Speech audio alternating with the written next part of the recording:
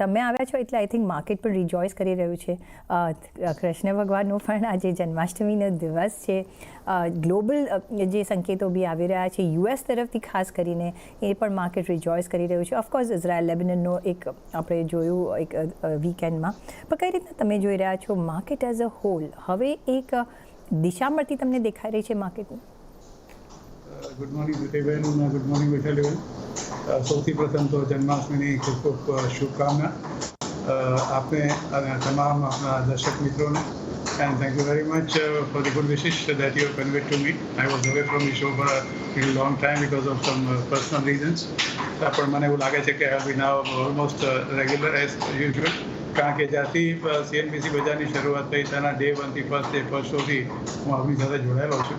એટલે મારું પણ આપની સાથેનું જે એટેચમેન્ટ છે ઇટ ઇઝ વેરી લોંગ. એટલે મને પણ ઘણીવાર ટુ ઓફ ધી કેમેરા મને પણ ઘણીવાર દુઃખ થતું હોય છે, પણ circumstances did not permit.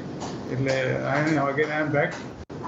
I hope to be back with you and I'm sure no such circumstances will happen again in my life. So thank you so much Pritiben. સૌથી પ્રથમ તો એક બહુ શુક્રવારે જ્યારે જેક્સન હોલમાં કોવેલ સાહેબની જે કમેન્ટ્રી આવી એના પરથી તો લાગતું હતું કે બજાર આજે ભડકે પડશે.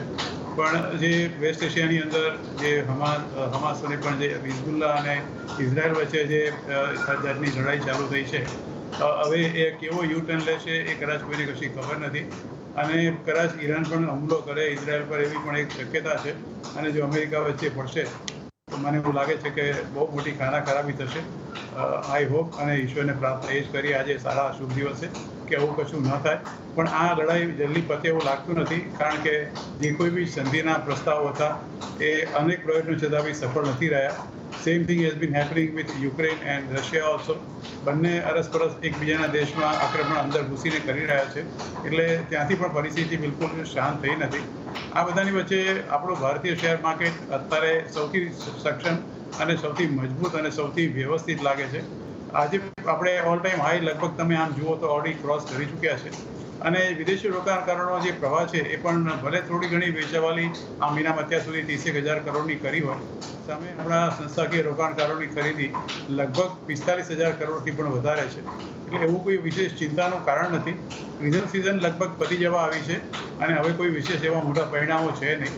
અને સરકારની જે ફરી અત્યારે જે બજેટ પણ આવી ચૂક્યું છે એની પણ એટલે અત્યારે આપણે બહુ મોટા ચિંતા નથી. આ બધાની વચ્ચે મને એવું લાગે છે કે વિદેશી રોકાણકારોનો જે પ્રવાહ છે એ ચોક્કસ વધશે. આજે જે રિબેલેન્સિંગની વાત થઈ છે એના બી પડઘા લગભગ આવનાર દિવસમાં ચોક્કસ પડશે. મારું એવું માનવું છે કે by end of this year એટલે કે 31 ડિસેમ્બર 2024 કદાચ આ Sensex we cross is all time high. Nifty પણ કદાચ ઓલ ટાઈમ હાઈ થશે. સેન્સેક્સ તો I put that particular figure of almost 85,000 અને may be perhaps Nifty will be about 27,000. Okay, તો એક પોઝિટિવ મોમેન્ટમ અત્યારના આપણે માર્કેટમાં જોઈ રહ્યા છીએ, કારણ કે ઓવર ધ વીકેન્ડ આપણે જોતા હોય છે કે કંઈ ટોપ્સી ટર્વી થતું હોય છે, પણ this topsy turvy was good for the market. અને આજે જ્યારે આપણે ખુલી રહ્યા છીએ ત્યારે એક પોઝિટિવ નોટ સાથે, એક પોઝિટિવ સેન્ટિમેન્ટ સાથે આજે આપણે કારોબાર જોઈ રહ્યા છીએ. પણ વૈશાલી, કઈ રીતના ટેકનિકલી તમે જોશો? ઓલ્ધો પોઝિટિવ ટ્રેન્ડ તો આપણે જોયો છે ને આપણા માર્કેટ ઘણા રેઝિલિયન્ટ પણ રહ્યા છે. કઈ રીતના તમે જોઈ રહ્યા છો? હવે લેવલ પર સે કયા લેવલ પર ધ્યાન રાખવું જોઈએ અને આપણે ઓલ ટાઈમ હાઈ પર કેટલા જલ્દી પહોંચી શકીએ છીએ? આઈ થિંક 25,078-80ની આસપાસ આપણે ઓલ ટાઈમ હાઈ બનાવ્યા છે. કઈ રીતના તમે જોઈ રહ્યા છો? Very good morning Preeti and very good morning જતીશભાઈ. યસ, માર્કેટ આજે એકદમ જ પોઝિટિવ ઓપનિંગ છે અને બુલિશ વ્યૂ પણ બની રહ્યો છે. બીકોઝ આજે જુઓ તો બેંક નિફ્ટી પણ, આઈટી ઇન્ડેક્સ પણ, બધા સેક્ટર્સમાંથી ઓવરઓલ પાર્ટિસિપેશન દેખાઈ રહ્યું છે. So that is what implies that market ટકી રહેશે અને હાયર લેવલ્સ મળી શકે. સો નિયર ટર્મ બેસિસ આ વીક માટે મને લાગે છે 24,700નો એક સપોર્ટ રહેવો જોઈએ અને હાયર સાઇડ 25,300નો નેક્સ્ટ ટાર્ગેટ દેખાય છે.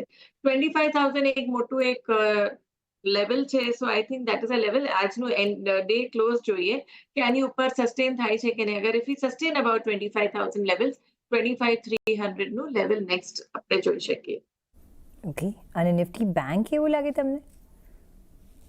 તો આપણે ઘણા સમયથી વાત કરી રહ્યા છે અને 50,850 આપણે જેમ વાત કરતા હતા that was the hurdle અને એની ઉપર આપણે સસ્ટેન કરીએ છીએ. So now next target should be 52,000 levels in Bank Nifty અને ખાસ કરીને તમે જોશો તો પ્રાઇવેટ સેક્ટર બેંક્સમાં વધારે એક લાગે છે કે રન અપ આવવું જોઈએ because overall private bank index looks quite positive. So bank nifty ની હવે રેન્જ જે રેઝિસ્ટન્સ હતું 51,800 that would be the near term support અને 52,000 નો નેક્સ્ટ ટાર્ગેટ આવવું જોઈએ. ઓકે, તો રેઝિસ્ટન્સ લેવલ 51,800 અને 52,000 આપણે નેક્સ્ટ ટાર્ગેટ્સ બેંક નિફ્ટીમાં જોઈ રહ્યા છે. નિફ્ટીમાં 25,000 અને એ ત્યાં ટકી રહેવું ઘણું જરૂરી છે. જો એની ઉપર આપણે ટકી રહીએ છીએ તો 25,300ના લેવલ્સ આપણે ક્વિકલી ફાસ્ટ જોઈ શકીએ છીએ તો નિફ્ટીમાં. તો બંનેમાં એક પોઝિટિવ ટ્રેન્ડ સાથે અત્યારના કારોબાર આપણે જોઈ રહ્યા છીએ. સાથે જ